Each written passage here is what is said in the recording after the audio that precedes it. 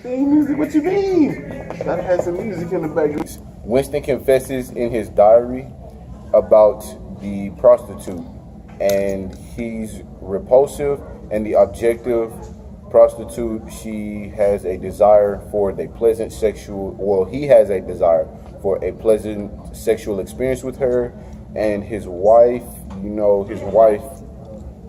Catherine, they've been together for 11 years. They separated, you know what I mean? And the reason why they separated is because Winston, he didn't really understand her orthodox activities that she does with the party, you know what I mean? And then in chapter 7, Winston writes, he hopes that the paroles, the class, will rebel and change society due to their majority. And Winston is assured that the paroles would only become conscious of the fact that he would improve the situation and overturn the party. Winston also recalls the cafe event with the man and how the three men, they were sitting next to him, and then later that in that scene or whatever, they got arrested.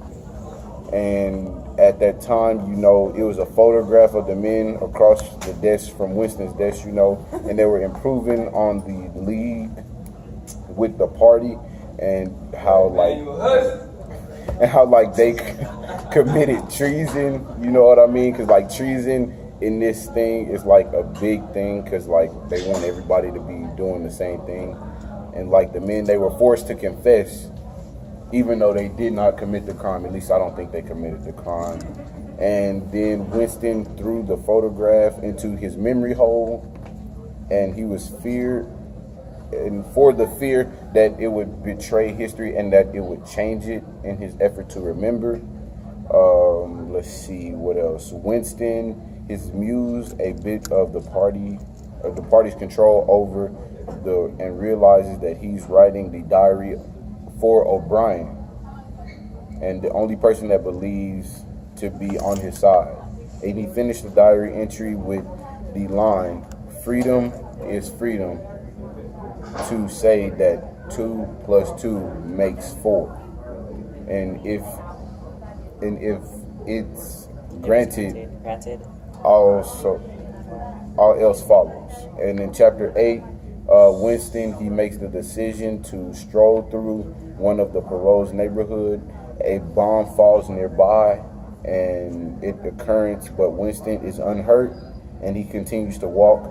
But he kicks a served parole hand into the gutter, and he enters the pub and begins to speak to the old man about the time before the war, and they start talking about things that happened, and he refuses to answer Winston's question with any accuracy. So he was just saying, he was just skating around the question.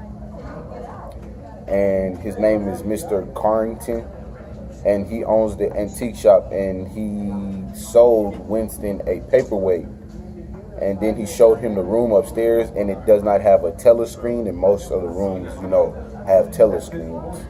And then Winston is drawing a church, and he recognizes the museum downtown and teaches him the beginning of the nursery rhyme, And then, the boy Winston sees a dark-haired girl with the fiction department. She works for the fiction department, so therefore she's involved with Big Brother.